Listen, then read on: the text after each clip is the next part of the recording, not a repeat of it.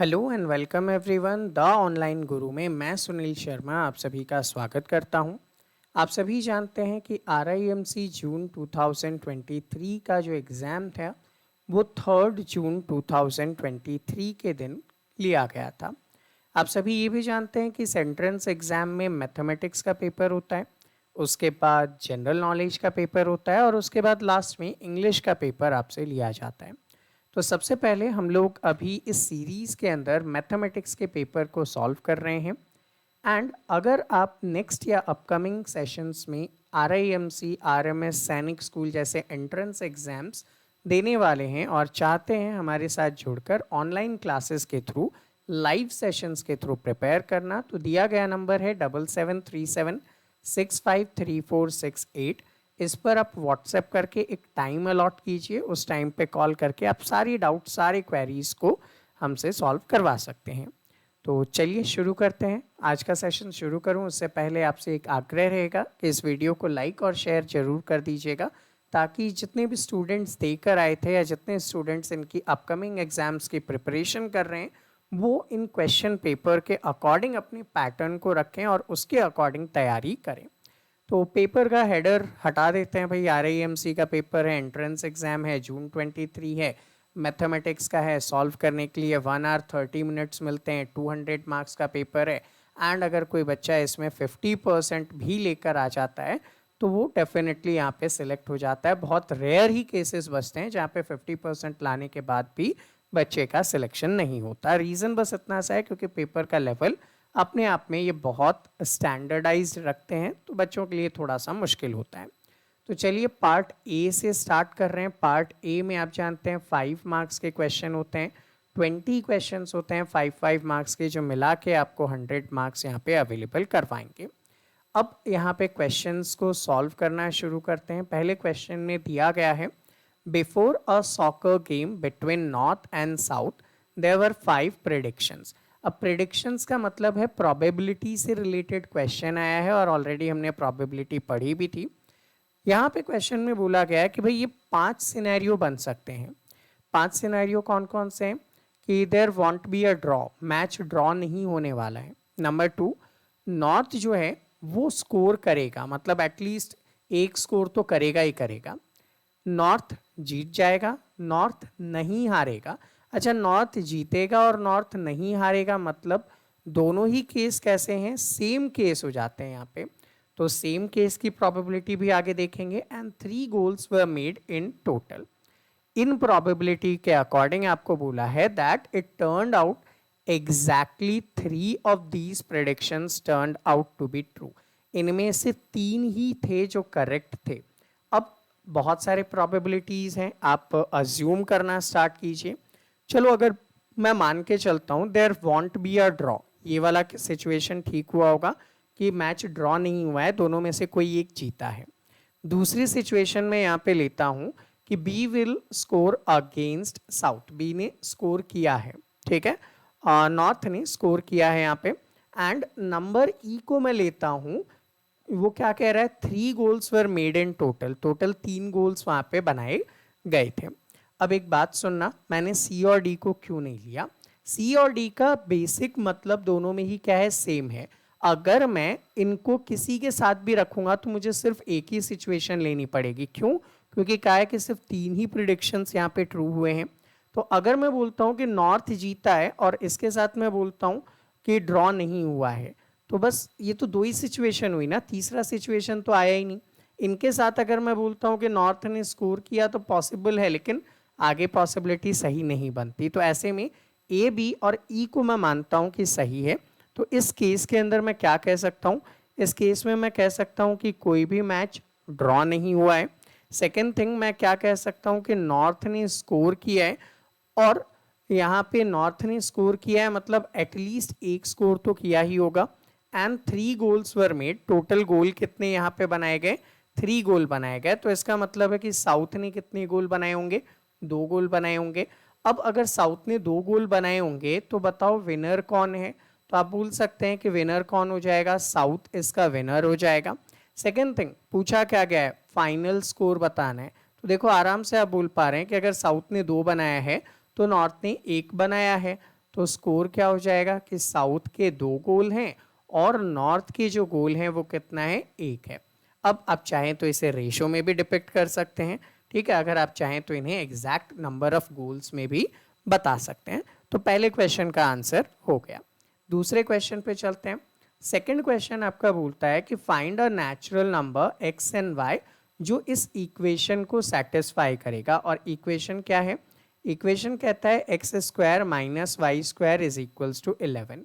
देखो आपको एक रूल याद आ रहा होगा, A square minus B square हमने पढ़ा है और आपको पता है कि ये क्या होता है, a plus B and a minus B का फॉर्मूला है।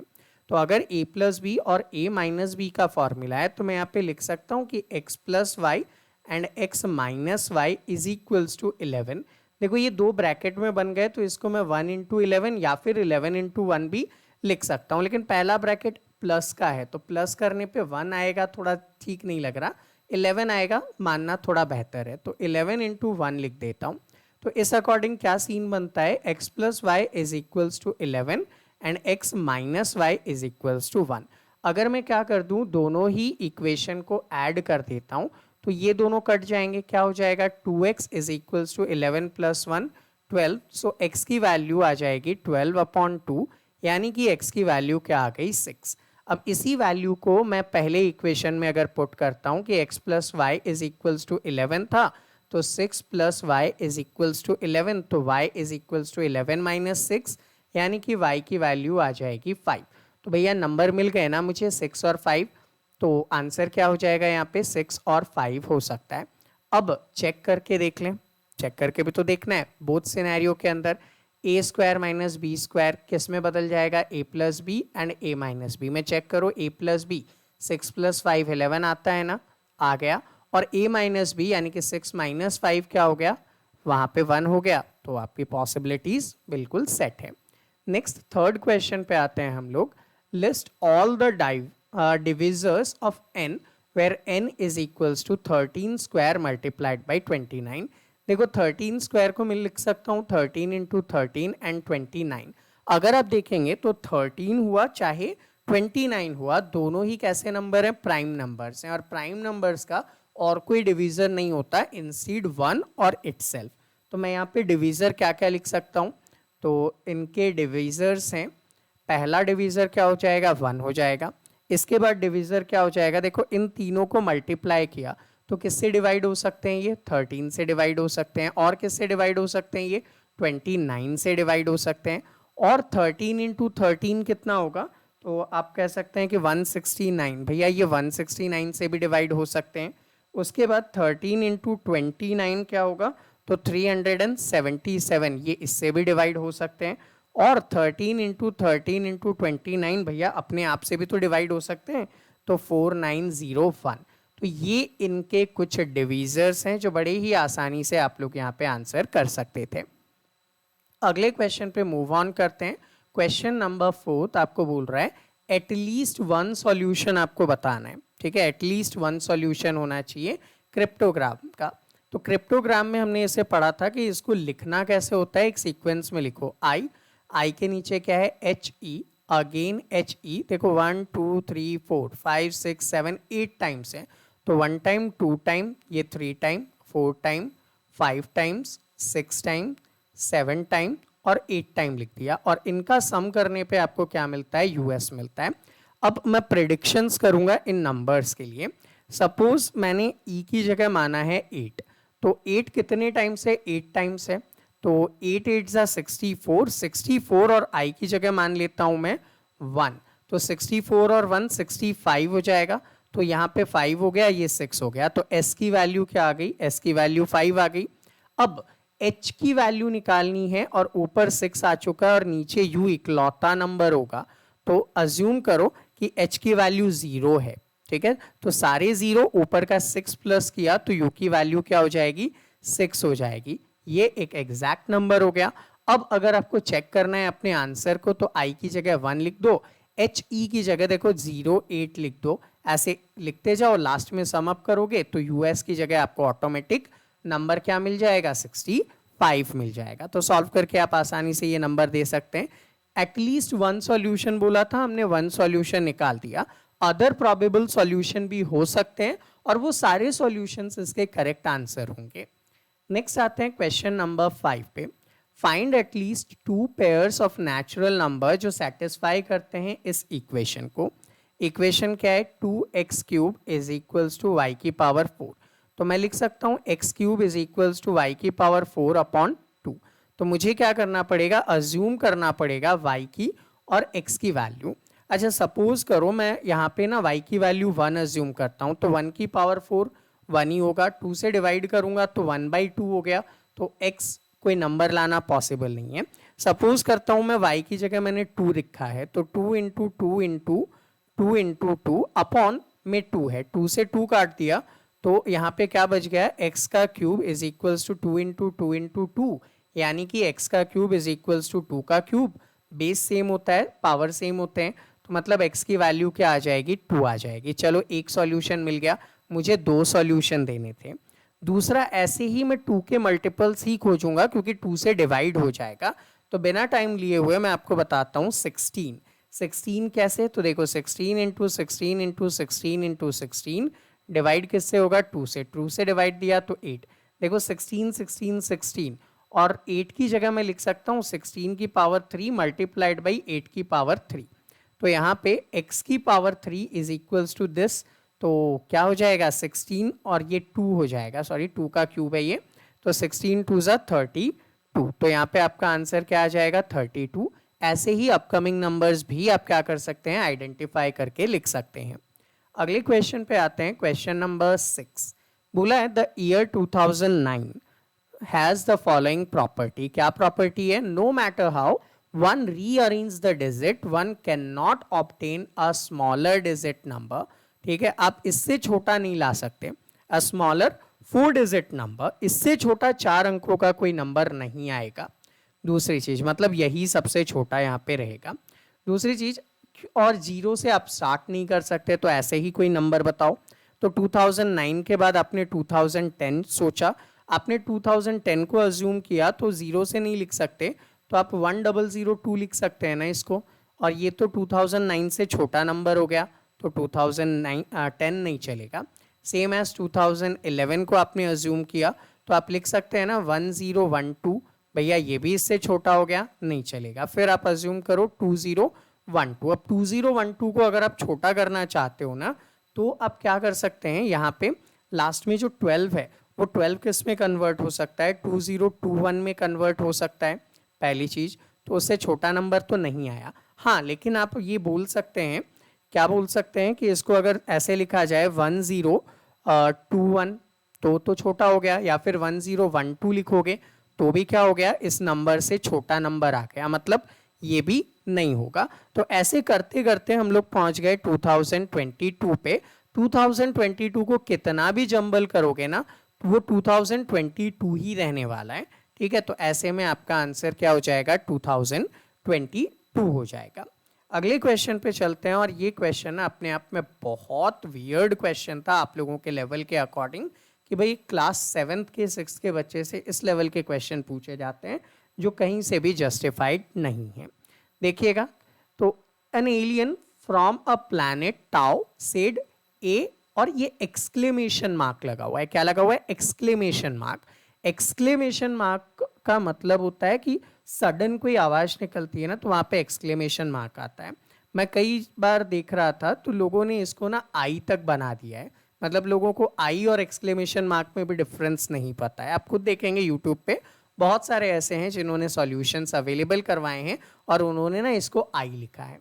चलिए छोड़ते हैं उन्हें, हम तो अपने आंसर्स पे आते हैं। इन्होंने यहाँ पे बोला कि मंडे के दिन, शॉर्ट में मैं एम लिख रहा हूँ, मंडे के दिन इस बंदे ने क्या बोला, ए, एक्सक्लेमेशन को हटाता हूँ।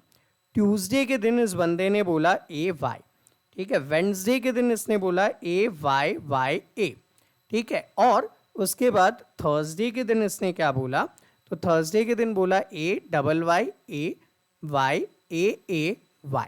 अब आपको ना रिलेशन फाइंड आउट करना है। तो देखो रिलेशन की अगर मैं बात करता हूँ ना, तो पहले ए था, उसके बाद अपोजिट -1, क्योंकि आपने रीजनिंग में पढ़ा होगा ए से लेकर एम तक लिखते हैं, फिर एम के नीचे एन से लेकर जेड तक लिखते हैं, तो ए का अपोजिट अल्फाबेट Z होता है, उसके जस्ट प्रीवियस Y को लिखा है यहाँ पे।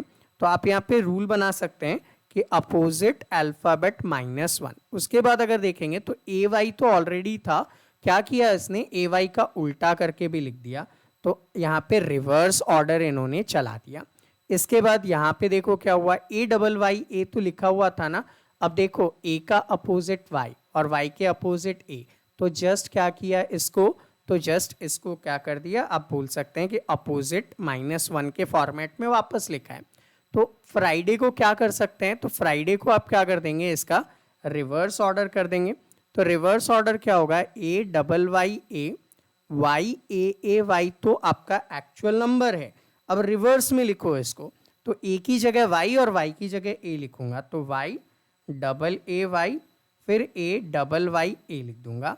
तो लेकिन आपसे ना सैटरडे का पूछा है, अभी तो हम फ्राइडे पे पहुंचे हैं, तो भैया सैटरडे पे पहुंचो, फ्राइडे के जस्ट बाद रिवर्स के बाद क्या होता है, अपोजिट -1 वाला फॉर्मेट, तो लिखेंगे, थोड़ा लेंदी होगा, ध्यान से देखिएगा, AYYA YAAY फिर से YAAYA, ये तो एज इट इज मैंने उतारा है। अब मुझे क्या करना है, अपोजिट वाला भी तो लिखना है, तो जहाँ पे A है वहाँ पे Y लिख दो, जहाँ पे Y है वहाँ पे A लिख दो, तो क्या हो जाएगा, YAA YA YY AA YY AY AAY। तो इस टाइप से आपके यहाँ पे आंसर्स आएंगे। अब जब ये आंसर्स आएंगे ना, तो एक कॉम्बिनेशन में आपको और बताता हूँ। पहले अल्फाबेट था 1, अब अल्फाबेट हुए 2, अब अल्फाबेट हुआ 4, फिर अल्फाबेट हुआ 8, देन 16, देन 32। तो यहाँ पे ये भी एक लॉजिक चल रहा है रीजनिंग का, जैसे आपने सीरीज में इसे सॉल्व किया होगा। नेक्स्ट क्वेश्चन पे आते हैं, नंबर 8।